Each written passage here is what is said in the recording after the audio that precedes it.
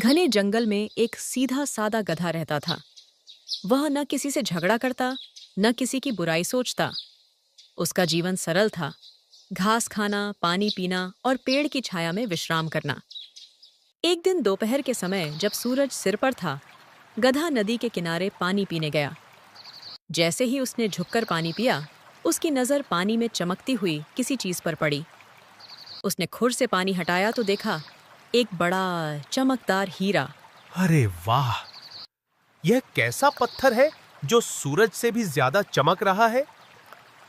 मैंने तो आज तक ऐसा कुछ नहीं देखा। क्या यह कोई जादुई चीज है या बस सुंदर सा पत्थर? उसने चारों ओर देखा, पर वहां कोई नहीं था। उसे लगा यह भगवान का दिया हुआ उपहार है। उसने घास की मजबूत डोरी बनाई और हीरे को गले में बांध लिया। अब वह जहां भी जाता, हीरा चमचमाता रहता। जंगल के जानवर उसे देखने लगे।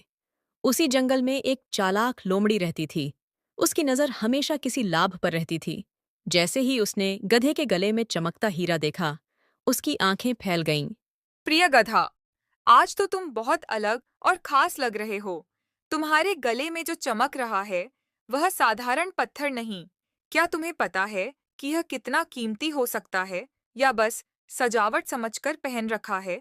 लोमड़ी बहन, मुझे इसकी कीमत का कोई अंदाजा नहीं। नदी किनारे मिला था, अच्छा लगा तो पहन लिया। क्या सचमुच यह बहुत कीमती है जैसा तुम कह रही हो? कीमती तो इतना है कि कई जानवर इसे पाने के लिए कुछ भी कर सकते हैं। तुम्हें सावधान रहना चाहिए। अगर चाहो तो मैं इसे सुरक्षित रखने में तुम्हारी मदद कर सकती हूँ, ताकि कोई तुमसे इसे छीन न सके। गधा थोड़ा घबरा गया। वह सोच में पड़ गया। तभी झाड़ियों के पीछे से एक भारी आवाज आई। वह था ताकतवर भेड़िया। उसकी नजर भी हीरे पर थी। गधा, जंगल में कीमती चीजें ताकतवर के पास होनी चाहिए। तुम सीधे साधे हो। यह हीरा तुम्हारे पास सुरक्षित नहीं। बेहतर होगा कि इसे मुझे दे दो, ताकि कोई और इसे छीन न सके। भेड़िया भाई, यह मुझे मिला है। मैंने किसी से छीना नहीं। अगर यह मेरी किस्मत से आया है, तो क्या इसे रखना मेरा अधिकार नहीं? मैं किसी का बुरा नहीं चाहता। भेड़िया, ताकत का मतलब यह नहीं कि हर चीज तुम्हारी हो जाए। अगर गधे को यह मिला है, तो पहले हमें समझदारी से सोचना चाहिए। क्यों ना हम किसी बड़े और न्यायप्रिय के पास चलें? मुझे किसी की जरूरत नहीं। मेरी ताकत ही मेरा न्याय है। पर मैं अभी झगड़ा नहीं चाहता। गधा, सोच लो, यह चमक तुम्हें मुसीबत में डाल सकती है। इतना कहकर भेड़िया चला गया, लेकिन उसकी आंखों में लालच साफ दिखाई दे रहा था। गधा घबराया हुआ लोमड़ी की ओर देखने लगा। डरने की जरूरत नहीं, पर सावधान रहो। जंगल में एक ही ऐसा है जो न्याय कर सकता है, हमारे राजा शेर। अगर मामला बढ़ा तो शायद हमें उनके पास जाना पड़े। गधा चुप हो गया। उसे पहली बार लगा कि यह चमकदार चीज उसकी शांति छीन रही है। शाम होते होते पूरे जंगल में चर्चा फैल गई। गधे के गले में अनमोल हीरा है। दूर पहाड़ी पर बैठा शेर, जंगल का राजा, अपनी तेज नजरों से सब देख रहा था। उसे अभी तक पूरी बात नहीं मालूम थी, पर वह समझ रहा था कि कुछ असामान्य हो रहा है। रात को गधा पेड़ के नीचे बैठा हीरे को देख रहा था। चांदनी में वह और भी ज्यादा चमक रहा था। हे भगवान, अगर यह सच में अनमोल है, तो मुझे समझ भी दो। मैं नहीं चाहता कि मेरी वजह से जंगल में झगड़ा हो। मुझे बस शांति चाहिए, लालच नहीं। दूर कहीं भेड़िया हुआं हुआं कर रहा था और लोमड़ी पेड़ के पीछे से सब देख रही थी। हवा में अनिश्चितता थी। अगली सुबह गधा पूरी रात ठीक से सो नहीं पाया था।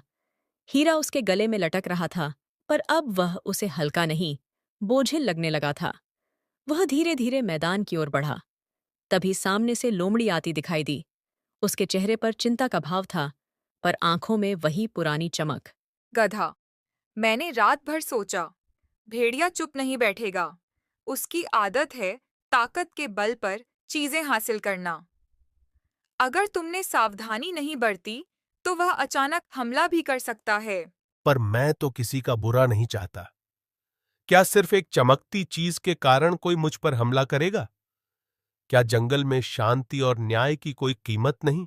जंगल में न्याय है, पर उससे पहले लालच आता है। और जब लालच जागता है, तो समझदारी सो जाती है। हमें कुछ सोचना होगा। उसी समय भेड़िया झाड़ियों के पीछे से निकलकर सामने आ गया। गधा, मैंने तुम्हें सोचने का समय दिया था। अब फैसला कर लो।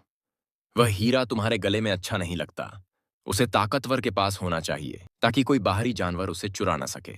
भेड़िया, अगर ताकत ही सब कुछ है तो क्या कमजोर का कोई अधिकार नहीं? मैंने तुमसे कुछ नहीं छीना, फिर तुम मुझसे क्यों लेना चाहते हो? भेड़िया, अगर तुमने जबरदस्ती की तो बात शेर तक पहुंचेगी, और तुम जानते हो कि वह अन्याय पसंद नहीं करता। क्यों ना हम सब मिलकर उसके सामने यह बात रखें। भेड़िया कुछ क्षण चुप रहा। वह शेर से डरता था। शेर का नाम सुनते ही उसके चेहरे की कठोरता थोड़ी ढीली पड़ गई। ठीक है, अभी नहीं, पर याद रखना यह मामला यहीं खत्म नहीं हुआ है। मैं देखता रहूंगा। इतना कहकर वह चला गया। गधा ने राहत की सांस ली, पर उसका मन अब भी भारी था। दिन बीतते गए। जंगल में कानाफूसी बढ़ती गई।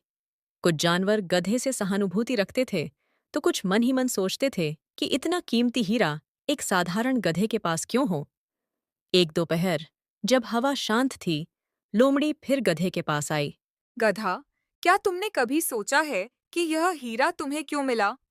शायद यह सिर्फ सुंदरता के लिए नहीं, बल्कि तुम्हारी परीक्षा के लिए है।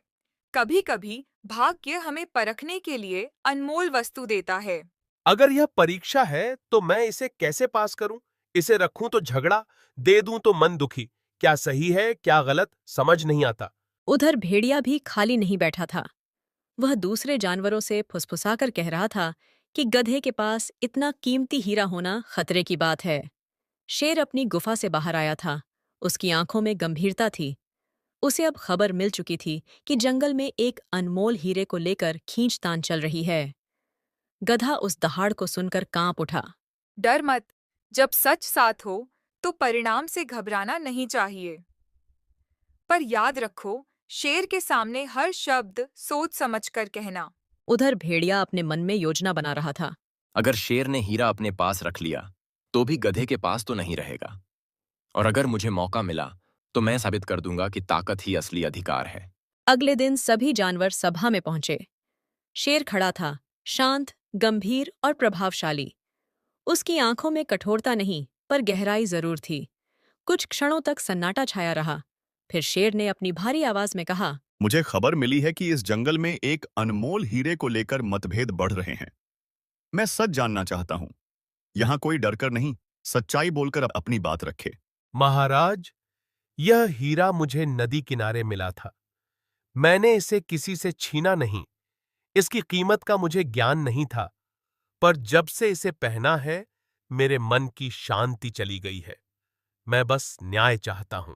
महाराज, मैंने गधे को सावधान किया था कि यह हीरा उसके लिए खतरा बन सकता है। जंगल में लालच जाग गया है। मेरा विचार था कि यह मामला आपके सामने ही आए, ताकि कोई अन्याय न हो। महाराज, मैं मानता हूं कि मैंने हीरे पर अधिकार जताया, पर मेरा तर्क यह था कि इतनी कीमती वस्तु कमजोर के पास असुरक्षित है। अगर बाहरी शिकारी आ जाएं तो क्या होगा? मैंने जंगल की सुरक्षा की बात सोची। शेर ने चारों ओर देखा और फिर दृढ़ आवाज में कहा, यह हीरा किसी एक के पास नहीं रहेगा। इसे जंगल की नदी के सबसे गहरे भाग में वापस डाल दिया जाएगा, जहां से यह मिला था। प्रकृति की चीज प्रकृति को ही लौट आनी चाहिए। और आज से कोई भी केवल ताकत या चालाकी के आधार पर अधिकार नहीं जताएगा। इसके बाद गधे ने अपने गले से हीरा उतारा। चारों साथ नदी की ओर चले। गधे ने हीरे को अंतिम बार देखा, फिर उसे पानी की गहराई में फेंक दिया। चमक लहरों में खो गई। जंगल में फिर शांति लौट आई। गधा फिर से साधारण जीवन जीने लगा, पर अब वह पहले से अधिक समझदार था।